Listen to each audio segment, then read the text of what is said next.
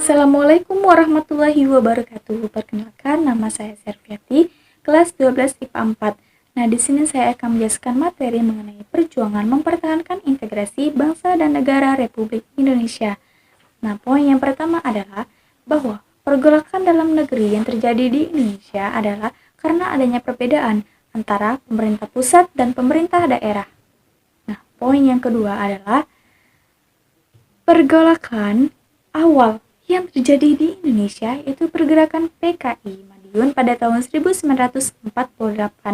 PKI ini berusaha untuk menjatuhkan wibawa pemerintahan Republik Indonesia di mata rakyat. Pemberontakan PKI ini dapat digagalkan dengan cara militer dan pendekatan rakyat. Kemudian poin yang ketiga, selain PKI ada juga pemberontakan DITI yang berusaha untuk mendirikan negara Islam di Indonesia. Nah, pemberontakan DITI ini juga terjadi di Jawa Barat, Jawa Tengah, Sulawesi Selatan, Aceh, dan pendekatan kepada pihak pemberontakan sehingga kembali menjadi bagian dari negara pemerintah Indonesia. Baiklah, perkenalkan nama saya Yonada Agustina dari kelas 12 IPA 4. Saya di sini akan menjelaskan tentang pemberontakan APRA dan pemberontakan Andi Aziz. Yang pertama, saya akan menjelaskan tentang pemberontakan APRA. Pemberontakan APRA terjadi karena ada pihak yang ingin mempertahankan keberadaan negara persaudaraan di Indonesia. Pemerintah mengatasi pemberontakan ini dengan cara menegakkan Belanda dan operasi militer.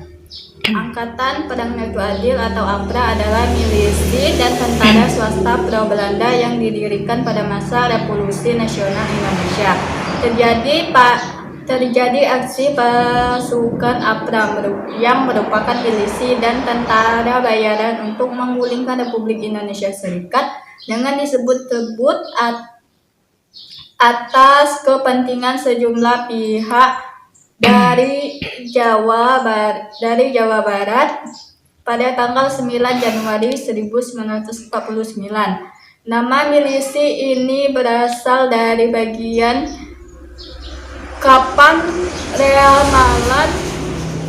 Ramalan Jawa kuno Maulana Jayabaya yang meramalkan kedatangan seorang Ratu Adil yang merupakan keturunan Turki. Westerling memandang dirinya sebagai sang Ratu Adil yang diramalkan akan membebaskan dan mempertahankan adanya kesatuan Republik Indonesia yang dipimpin oleh Soekarno dan Hatta yang dianggap didominisasi oleh orang Jawa. APRA direkrut dari 18 faksi anti-federal dan melawan yang beragam termasuk personal mantan gerilyawan Republik Baru Islam Ambon Melayu dan Imbahanasa KNIL yang telah didominisasi Regimen Spesial Transfer Regimen Pasukan Khusus KNIL dan Tentara Kerajaan Belanda tahun 1950 telah berevolusi dari serangan unit pertahanan dari pedesaan menjadi kekuatan tempur berjumlah 2.000 personel. Saya akan menjelaskan tentang pemberontakan Andi Aziz. Latar belakang pemberontakan Andi Aziz. Pemberontakan Andi Aziz merupakan upaya perlawanan yang dilakukan oleh Andi Aziz, yakni seorang mantan perwira KNIL yang berusaha untuk mempertahankan keberadaan negara Indonesia Timur karena akan bergabung dengan NKRI atau Negara Kesatuan Republik Indonesia. Aziz berpendapat bahwa perwira Aziz harus bertanggung jawab atas gangguan keamanan yang terjadi di NIT. Menurut Aziz, pemerintah adalah dalang dari gangguan tersebut. Pemberontakan ini terjadi di ujung Pandang Makassar pada tanggal 5 April 1950 Diawali dengan konflik Sulawesi Selatan pada bulan yang sama. Konflik ini terjadi karena adanya ketegangan antara masyarakat yang pro-federal dan anti-federal. Sehingga pada 5 April 1950, pemerintah Indonesia mengutus pasukan TNI dari Jawa untuk mengamankan kelompok masyarakat yang pro-federal. Akhirnya masyarakat yang pro-federal ini bergabung di bawah Komando Andi Aziz dan membentuk pasukan yang bernama Pasukan Bebas.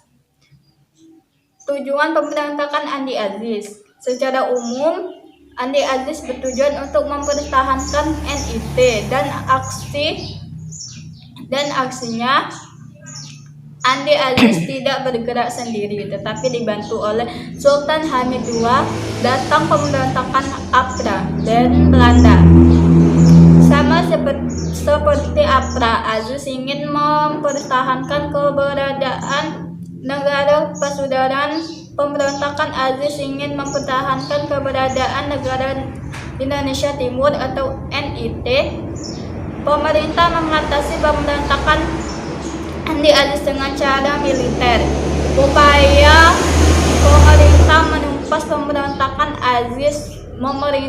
Pemerintah Indonesia melakukan beberapa upaya. Pada tanggal 8 April 1950, pemerintah masyarakat yang pro-federal ini bergabung di bawah Komando Andi Aziz dan membentuk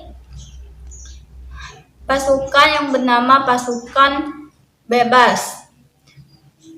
Tujuan pemberontakan Andi Aziz. Secara umum, Andi Aziz bertujuan untuk mempertahankan NIT dan aksinya Andi Aziz tidak bergerak sendiri, tetapi dibantu oleh Sultan Hamid II. Datang pemberontakan APRA dan Belanda. Sama seperti APRA, Aziz ingin mempertahankan keberadaan negara Persaudaraan. Pemberontakan Aziz ingin mempertahankan keberadaan negara Indonesia Timur atau NIT. Pemerintah mengatasi pemberontakan Andi Aziz dengan cara militer. Upaya pemerintah menumpas pemberontakan Aziz. Pemerintah Indonesia melakukan beberapa upaya. Pada tanggal 8 April 1950, pemerintah Indonesia memberikan ultimatum yang isinya memerintahkan Aziz segera melaporkan diri dan bertanggung jawab atas kekacauan yang dia perbuat ke Yogyakarta dalam waktu 4x24 jam. 2. Andi Aziz diperintahkan untuk menarik semua pasukan dan menyerahkan senjata serta membebaskan para tawanan. Semua ultimatum tersebut tidak dipenuhi oleh Andi Aziz. Pemerintah Indonesia mengirim pasukan TNI kolonel di bawah pimpinan Kolonel Alek Khalil. TNI di bawah pimpinan Kolonel Alek Kalilarang. Pertempuran terjadi pada 26 April 1950. Dalam waktu singkat, pemberontakan ini berhasil ditumpas oleh TNI di bawah pimpinan Alek Kalilarang. Andi Aziz ditangkap dan diadili di Yogyakarta. Ya.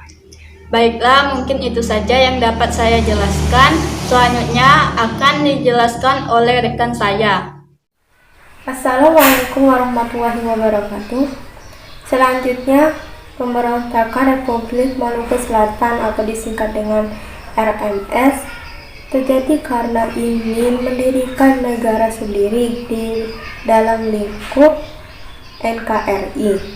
Pemerintahan mengatasi pemberontakan ini dengan cara operasi militer. Dan selanjutnya, latar belakang terjadinya pemberontakan PRRI atau Permesta adalah hubungan yang tidak harmonis antara pemerintah pusat dengan pemerintah daerah, khususnya di Sumatera dan Sulawesi. Ketidakpuasan tersebut menimbulkan terbentuknya Dewan Daerah di Sumatera dan Sulawesi. Pemerintah mengatasi pemberontakan ini dengan cara operasi militer.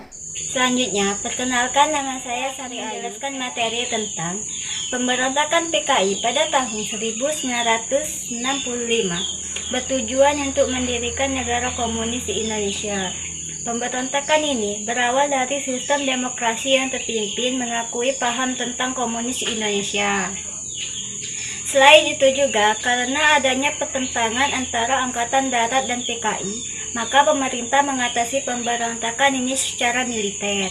Selain pemberontakan di atas, ada juga tokoh nasional yang berjuang untuk mempertahankan keutuhan negara dan bangsa Indonesia. Pada tahun 1945 sampai 1965, yaitu Jenderal Gatot Subroto dan Brigadir Jenderal Ignatius Slamet Riyadi. Saya dari kelas 12 akan menyimpulkan materi yang sudah dijelaskan oleh teman-teman saya. Jadi pemberontakan di sini dipicu oleh perbedaan ideologi atau ingin membentuk negara lain. Ingin mengganti konsep negara menjadi negara Islam atau mengganti ideologi bangsa menjadi ideologi komunis. Selain itu, masih ada pihak yang ingin membentuk negara feodal atau negara kerajaan yang mengancam kedaulatan negara tersebut. Pemerintah Indonesia berhasil meredam pemberontakan tersebut. Pemerintah Indonesia melakukan operasi militer dengan membentuk pasukan khusus. Sehingga semenjak tahun 1950 Indonesia kembali menjadi negara kesatuan Republik Indonesia. Kedaulatan persatuan bangsa pun dijaga dengan interaksi bangsa. Mungkin itu saja yang dapat saya simpulkan. Kurang dan lebihnya saya mohon maaf. Nah, jadi negara kita, Republik Indonesia, memang merdeka pada tanggal 17 Agustus 1945. Namun, kemerdekaan itu tidak serta-merta membuat kita bebas dari penjajahan. Pada saat itu, Belanda tidak mengakui kedaulatan Republik Indonesia dan juga tidak mengakui hasil perjanjian Linggarjati. Jadi, alih-alih Belanda melancarkan serangan yang disebut sebagai agresi militer, yang akibatnya ini mengancam persatuan dan kedaulatan bangsa, sehingga memicu perlawanan di berbagai daerah yang sudah dijelaskan sebelumnya. Karena selain berjuang, para pejuang juga ikut berjuang untuk mempertahankan NKRI yang sudah dipecah belah oleh Belanda. Nah, masa-masa itulah yang disebut sebagai masa revolusi fisik yang cukup tinggi dan cukup berat bagi bangsa Indonesia. Sekian, itu saja materi dan penjelasan yang disampaikan. Apabila ada kata-kata yang salah, saya mohon maaf. Pada Allah saya mohon ampun. Wabillahi taufiq wal hidayah. Wassalamualaikum warahmatullahi wabarakatuh.